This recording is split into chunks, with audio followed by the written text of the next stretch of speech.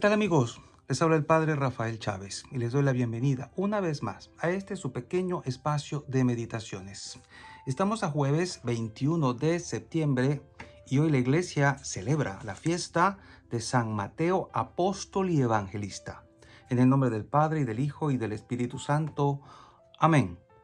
Dios nuestro, que con inefable misericordia te dignaste elegir a San Mateo para convertirlo de publicano en apóstol, concédenos que, sostenidos por su ejemplo y su intercesión, te sigamos fielmente y vivamos siempre unidos a ti. Por nuestro Señor Jesucristo, tu Hijo, que vive y reina contigo en la unidad del Espíritu Santo y es Dios por los siglos de los siglos. Amén. San Mateo. De acuerdo con el obispo Papías, el texto canónico de Mateo que tiene la Iglesia se deriva de tradiciones arameas asociadas con su nombre. Compuesto hacia el año 85, el Evangelio está ordenado generalmente en una configuración alternada de narración y discurso, escrito para una audiencia mayormente judeocristiana. Este busca mostrar que el cristianismo es consistente con la tradición judía y una continuación de esta. La tradición afirma que Mateo predicó en Judea y en Etiopía, donde fue martirizado. Simbolizado por el ser humano con alas, según Ezequiel, se menciona en el canon romano y es patrono de contadores y agentes de aduana. Y la liturgia de la palabra comienza con la carta a los Efesios, capítulo 4, versículos del 1 al 7 y del 11 al 13. Hermanos, yo, Pablo, prisionero por la causa del Señor, los exhorto a que lleven una vida digna del llamamiento que han recibido. Sean siempre humildes y amables, sean comprensivos y sopórtense mutuamente con amor. Esfuércense en mantenerse unidos en el Espíritu con el vínculo de la paz, porque no hay más que un solo cuerpo y un solo Espíritu, como es también solo una, la esperanza del llamamiento que ustedes han recibido. Un solo Señor, una sola fe, un solo bautismo, un solo Dios y Padre de todos, que reina sobre todos, actúa a través de todos y vive en todos. Cada uno de nosotros ha recibido la gracia en la medida en que Cristo se la ha concedido. Él fue quien concedió a unos ser apóstoles, a otros ser profetas, a otros ser evangelizadores, a otros ser pastores y maestros, y esto para capacitar a los fieles, a fin de que desempeñando debidamente su tarea, construyan el cuerpo de Cristo, hasta que todos lleguemos a estar unidos en la fe y en el conocimiento del Hijo de Dios, y lleguemos a ser hombres perfectos, que alcancemos en todas sus dimensiones la plenitud de Cristo.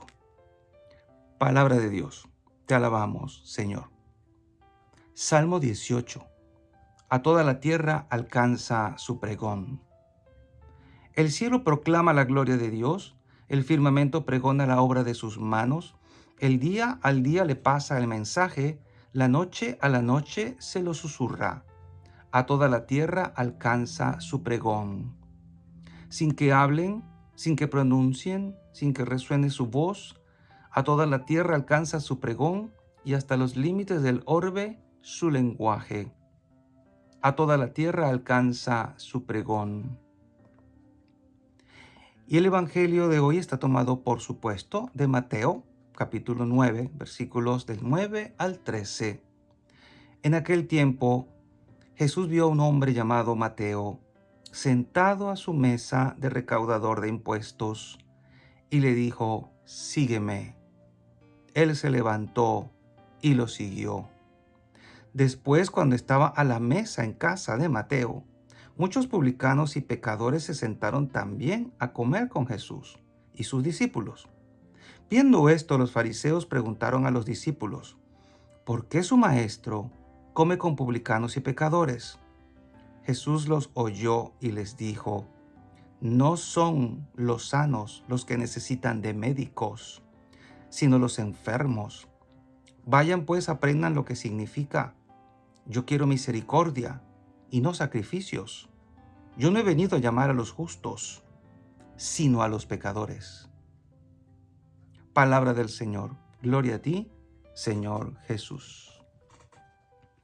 Y bien, ¿no han oído ustedes por casualidad la frase "yo no voy a la iglesia porque está llena de hipócritas"? Esa frase uno la escucha con cierta frecuencia, pero cuando tú vas a un hospital, ¿a qué vas? O bien a visitar a un enfermo, o bien porque tú estás enfermo. Cuando vas a la iglesia, ¿a qué vas? O bien porque estás en pecado, o porque te has dado cuenta de que allí hay pecadores que necesitan también redención. Metámonos en la cabeza de que la iglesia es algo muy diferente, tal vez a lo que tenemos como ideas preconcebidas. La iglesia está puesta en el mundo para traer salvación, y la salvación se trae a quien la necesita, a quien la requiera, a quien la pida, a quien se da cuenta de que está necesitada de ella, a quien le falta algo. No he venido a llamar a los justos, sino a los pecadores. Y lastimosamente mucha gente piensa que los que están en la iglesia son justos, gente buena, gente noble, gente de bien, gente que no se mete con nadie, de esos justos que son intocables. Y los que dicen que no van a la iglesia porque está llena de gente hipócrita, pues tal vez se sienten justos, impecables, que nunca han hecho nada malo y que no necesitan redención, pues también ellos necesitan reacomodar sus ideas en su cabeza. Jesucristo vino por todos y todos somos pecadores. Y ojo, no somos pecadores porque pecamos. Pecamos porque somos pecadores. Nacimos pecadores.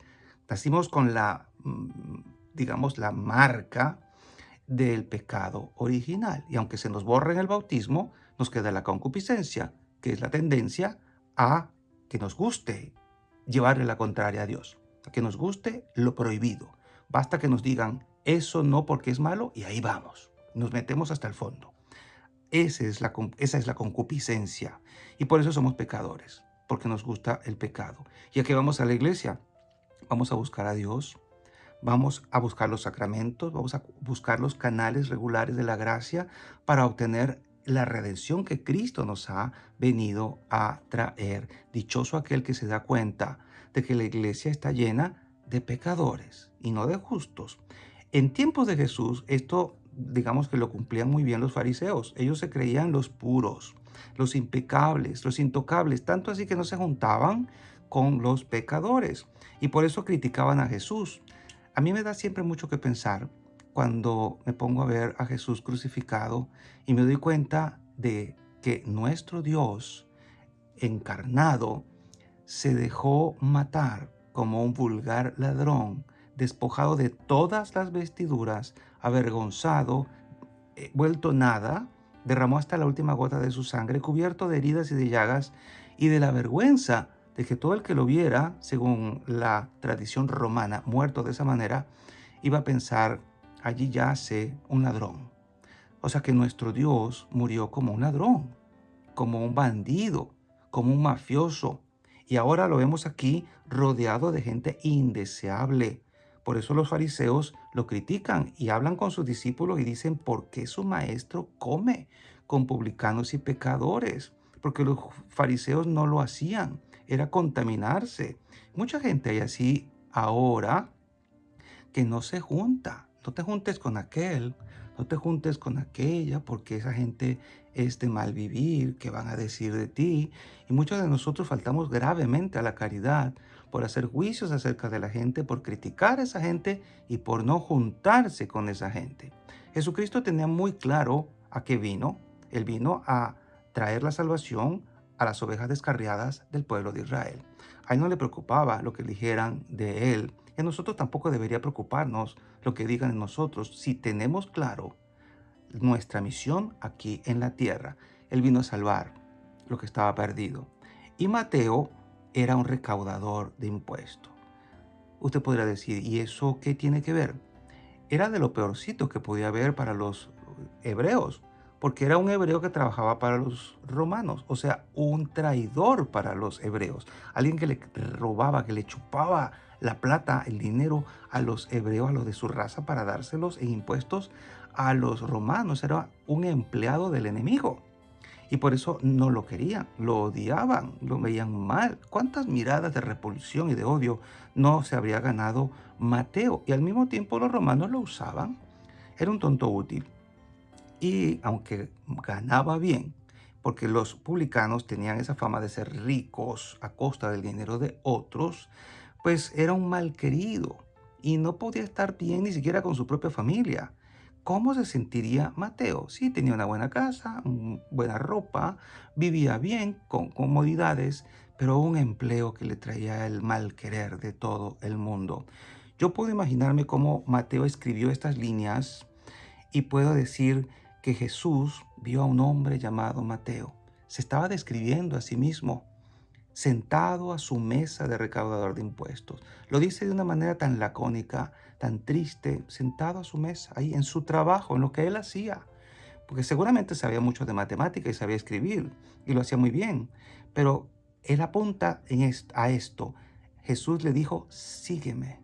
Una sola palabra cambió la vida de este hombre. Seguramente pues ya Mateo lo había visto, seguramente Mateo le seguía las huellas de alguna manera, seguramente ya había visto algún milagro, había oído sus predicaciones, estaba como siguiéndole los pasos, interesado en lo que había hecho Jesús, en lo que estaba haciendo Jesús, porque se estaba haciendo notar, y debió sorprenderle muchísimo que Jesús se fijara en él, lo mirara de una manera distinta, sin odio, sin repulsión, sino con amor. Esa mirada de Jesús, cuánta gente no cambió con solo verlo. Y Mateo dice escuetamente, se levantó y lo siguió. No lo pensó.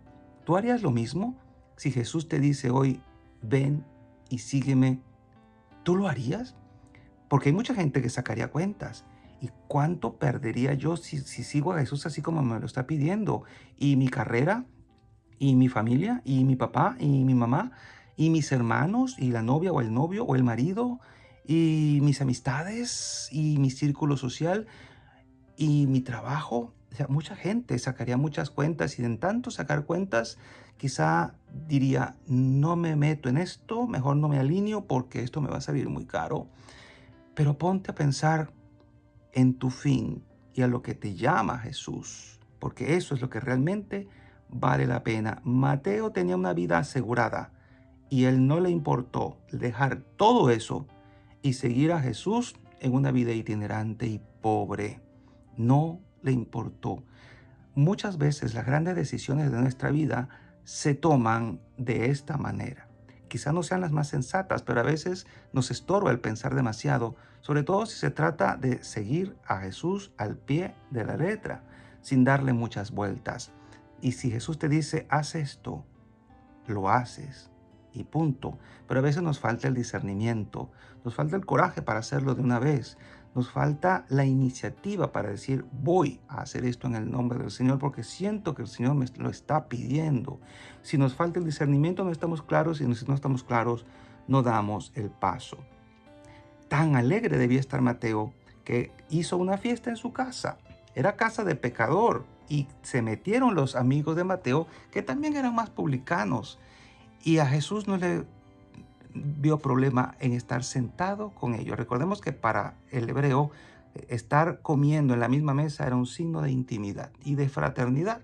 Y Jesús estaba allí comiendo con ellos, mientras los fariseos estaban haciendo lo que muy bien sabían hacer, criticar y juzgar. Y es cuando Jesús le dice, yo no he venido a llamar a los justos, sino a los pecadores. No son los sanos los que necesitan médico, sino los enfermos.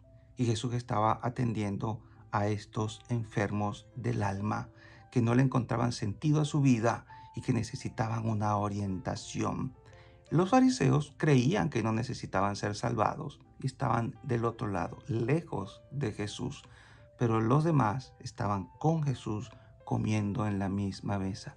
Si tú quieres estar cerca de Jesús, basta con que te consideres y te reconozcas pecador, necesitado de redención, y Jesús estará allí para ti.